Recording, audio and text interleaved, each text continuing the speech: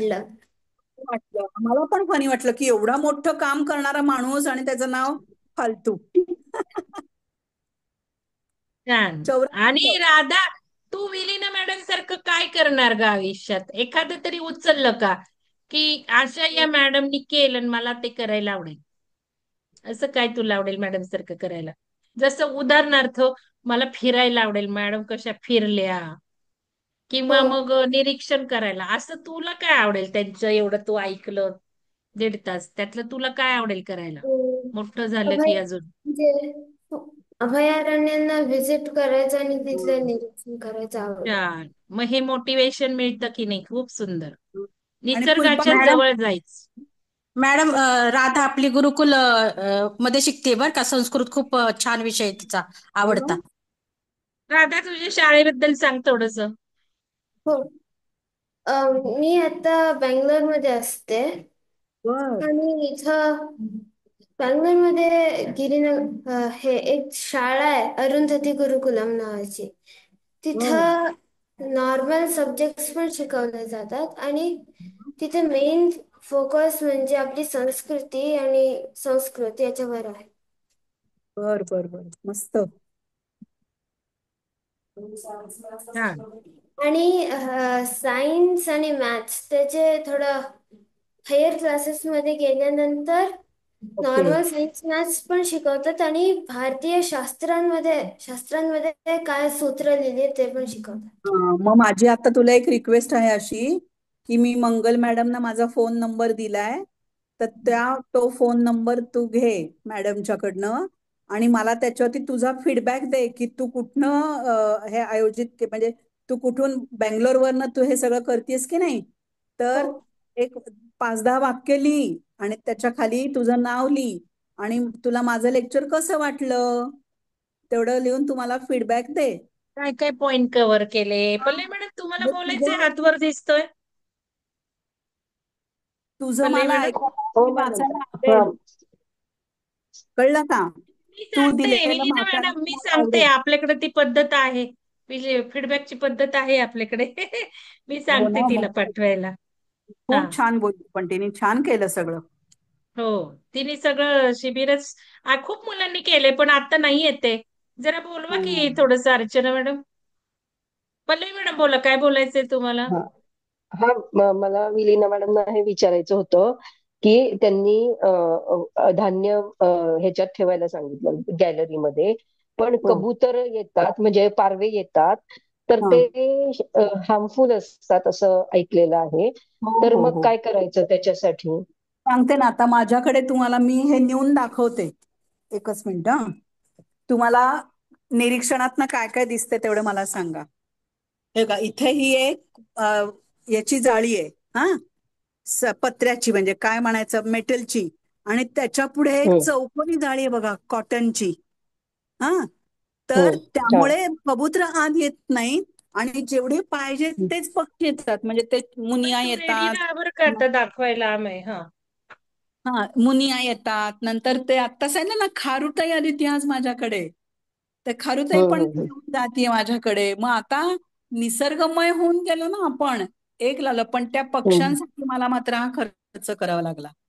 म्हणजे हे हम्म. पूर्ण सगळं जे काम आहे ना त्या विंडोज करणं वगैरे वगैरे, एका साईडला काच लावली मी पण एका साईडला मी मेटलच्या त्या हे लावल्यात जाळ्या. मग त्या जाळ्या लावल्यामुळे हम्म. मात्र कबूतर येत नाहीत. आणि कबुतरांना जवळ जर आपण केलं तर फार मोठा अ, श्वसन मार्गाचा आजार होतो. तर ते मला तेवढा मात्र खर्च करावा लागला निसर्गासाठी. त्याला मी नाही एंटरटेन करत मग कबुतरांना. असं आहे. आम्ही आधीच्या घरी राहत होतो तेव्हा पोपटापासून सगळे पोपट हाक मारायचा आणि अरे वा. एखाद्या पोपटाला हाताने खायला द्यायला लागायचं. तिथे हा. ठेवलेलं असायचं तरी तो खायचा नाही. तो आम्हाला हाक मारायचा आणि खायचा. पुन्हा तो हॉर्नबिल किंवा असे भरपूर सारे पक्षी यायचे आणि ती खारुताईनी तर हे केलेलं, काय तिचं राज्य होतं जसं काही, त्या पक्ष्यांना हाकलवायची, असं हो हो. करायची. हा हा हा. हो, आम्ही असं दाखवतो चालू. का तुझे प्रोजेक्ट काय आहेत ते? काय काय केलं पण आम्ही दाखवतो का? पल्लवी मॅडम असा एक आहे इशू की या निसर्गामध्ये आपल्याला थोडासा खर्च करावा लागतो. जर माणसं म्हणजे ते जर आपल्या जवळ यायचे असतील तर पक्षी वगैरे. कारण बघा ना मला ते म्हणजे मी खर्च केला याच्याबद्दल तुमच्याकडे गारणं नाही करत आहे. पण का बरं मी त्या कबुतरांसाठी माझे पैसे खर्च करायचे? अशी वेळ आली की नाही? मग त्याच्यामध्ये निसर्ग आणि पैसा असं थोडंसं मग आपल्याला कुठेतरी व्यवस्थापन करावं लागतं. होय की थँक्यू नाही? Ma'am, thank you. अमय दाखवतो तू काय काय केलंय अमय. हो मॅम. हा दाखव. मॅम हे 2 बुकमार्क बनवले. पण रॉक्झी मॅडमने असं शिकवले. वरती धर ना, दिसत नाहीये, वर धर. असं फ्रंटला धर ना, राधाने दाखवलं तसं. शबास, छान. हे 2 बुकमार्क केलेत. अजून मॅम हे ग्रीटिंग कार्ड. ओरिगामी मध्ये केलं घड्या घालून. हा, अजून काय हा केलंयस? पिरॅमिड दाखव. हा, पिरॅमिड शिकवला आमच्याकडे मुलांना मस्त. बनवायला, ध्यान करण्यासाठी, टेबलवर ठेवण्यासाठी. अजून काय केलं? फुलं केली ना, शिकवली ना. अर्चना मॅडमनी काय शिकवलं? रॉक्झी मॅडमनी काय शिकवलं? मंडल आर्ट केली आहे. हा, आणि अर्चना मॅडमनी काय शिकवलं ड्रॉइंग मध्ये? मॅम ते नाही केलेलं मी, तेव्हा मी ऍबसेंट होतो. बर, ठीक आहे, हा चल. कुठून आणि बोलताय मग? तू कुठून बोलतोय रे अमय? काय मॅम? तू कुठून हा मॅम बोलतोय मी सांग मला. महाराष्ट्रातून बोलतोय. महाराष्ट्र म्हणजे कुठला जिल्हा रे? मॅम नगर. वा. अहमदनगर मधून. बर बर बर, हो. ठीक आहे. मॅडम तुम्ही 1-2 विद्यार्थ्यांचे मला फीडबॅक पाठवले तरी चालतील, म्हणजे मग ते मी माझ्याकडे ठेवीन ऍक्टिव्हिटी हो म्हणून. चालेल, हा. हो चालेल, मी पण देते तुम्हाला. 2 विद्यार्थिनी 2 विद्यार्थी असं. छान आहे ओके ओके. उपक्रम तुमचा. तुम्हाला पण शुभेच्छा. हो हो हो, धन्यवाद. आता हो. मुलांना आपण एक क्लिप बघायची आहे. मॅडम बोलल्या शेवटचं मला काय सांगायचं, कारण माझं थोडंसं राहिलं ना नेचरमध्ये. मॅडम तुम्ही जे सांगताय तेच सगळं सायंटिफिक इथे पटवून देतो आपण, की काय फायदा होतो आपल्याला, त्यांना काय फायदा होतो. आपण झाडांच्या जवळ जायचं, जसं झाडांशी कम्युनिकेशन करून त्यांना काय फायदा होणार आहे. जसं 2 कुंड्यांमध्ये लावलं, एखाद्या झाडाशी आपण बोललो, संवाद साधला, तर ते हो. झाड किती छान वाढतं, बहरतं, आणि आपल्याला एनर्जी कशी मिळते हे सगळं आम्ही हा. सांगतो. तर आता मला आपल्याला रिव्हर आणि सी पासून काय शिकायचे ते दाखवायचे. ऐका मुलांनो. संदेश घेऊया जाता जाता. मॅडमची पीएचडी पण याच्यावर झाली. Friends, in the passage that I'm about to share with you, the famous Lebanese poet Khalil Gibran shares some profound wisdom on overcoming your fears by letting go of your ego and duality and by merging and becoming one with the supreme consciousness. हो येते madam, दिसतंय. It is said that before entering the sea, it is said that before entering the sea, बघा, म्हणजे जेव्हा river आहे ना, river ती कशी फ्लो होत होत समुद्राला जाते. मी जसं म्हटलं सगळ्यांच्या भावना बघायच्या, तसंच या रिव्हर पासूनही भावना बघू, तिला कसं वाटत असेल, काय वाटत असेल, आणि आपणही शिकायच्या या गोष्टी. a river trembles with fear. She looks back at the path she has traveled, from the peaks of the mountains, the long winding road crossing forests and villages, and in front of her, किती मुलांना दगडातून म्हणजे किती ठेचा लागत लागत flow करत असते, आणि कधी थांबते का? तिचं मार्गक्रमण, वाहनं, फ्लो, चालणं, पळणं सतत चालूच असतं. कधीही ती अडखळत नाही. she sees an ocean so vast that to enter there seems nothing more than to disappear forever. But there is no other way. But there is no other way. The river cannot go back. Nobody can go back. To go back is impossible in existence. The river needs to take the risk of entering the ocean, because only then will the fear disappear. Because only then will the fear disappear, because that's where the river will know. It's not about disappearing into the ocean, but of becoming the ocean. I think this is worth repeating, because that's where the river will know. It's not about disappearing into the ocean, but of becoming the ocean. Khalil Gibran. Friends, don't be scared when death knocks at your door, because what seems like the end of a journey is an act of merging back with the Supreme Source from where we all originated. And no one can escape that. No one can go back. So don't be scared and don't be too attached to your worldly accomplishments and possessions. And you don't even have to wait for death to achieve this state of oneness and detachment. You can practice what Dr. Wayne Dyer often referred to as dying while you're still alive.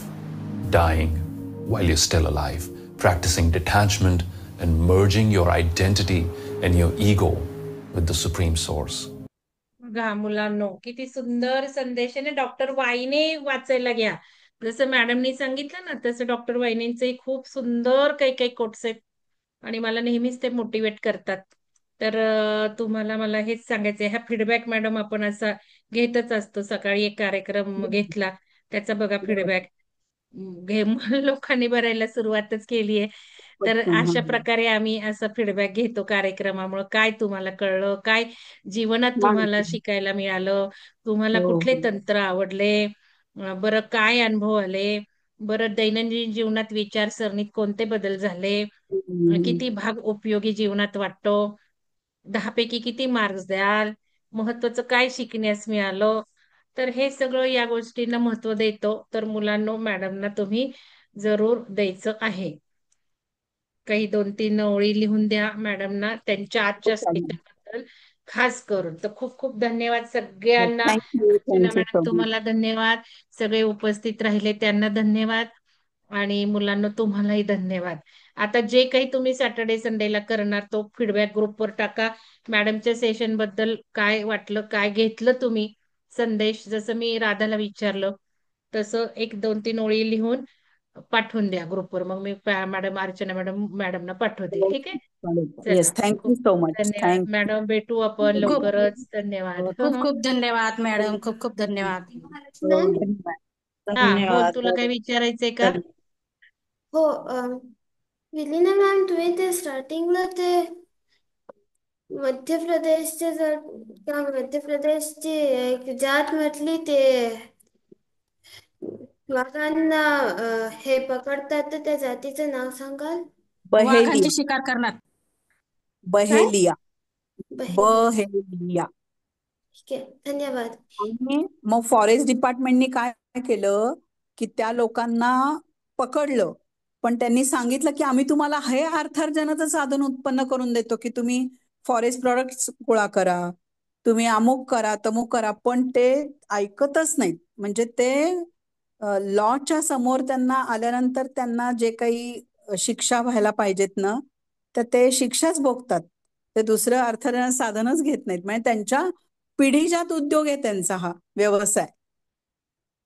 आणि मग त्या वाघाची जर तुम्ही काय म्हणायचं त्याला, जर तुम्ही शूट केलं, तर शूट केल्यानंतर काय होईल बघ, तर त्याचं जे वाघाचं अखंड कातड असतं ना, तर ते कुठेतरी डिस्टर्ब होतं आणि मग त्यांना they won't get good price, handsome prices ना त्यांना मिळत नाही मग ते विकलं तर. म्हणून त्याला कुठल्याही प्रकारची इजा करायची नाही.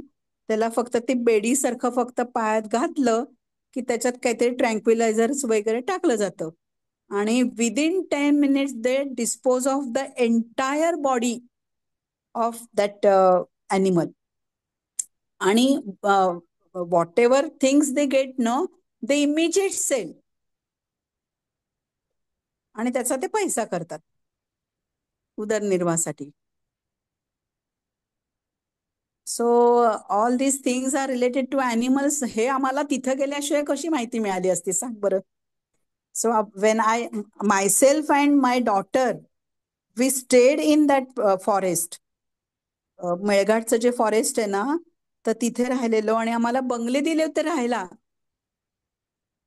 तर मी आणि माझी मुलगी आम्ही बंगल्यात, सेपरेट बंगल्यात राहिलो होतो. प्रत्येकांना बंगले दिले होते राहायला फॉरेस्ट कोर मध्ये. आणि it was super. Even if you can go for that program also, 7 days certificate course of forest and wildlife management.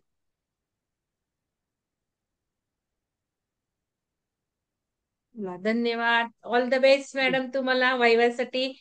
मुलांना ऑल द बेस्ट. आपल्याला 1 वर्षभर टच मध्ये राहायचंय. काउन्सिलिंग, कोचिंग विसरायचं नाही सगळ्यांनी. चला, ऑल द बेस्ट थँक्यू. सगळ्यांना.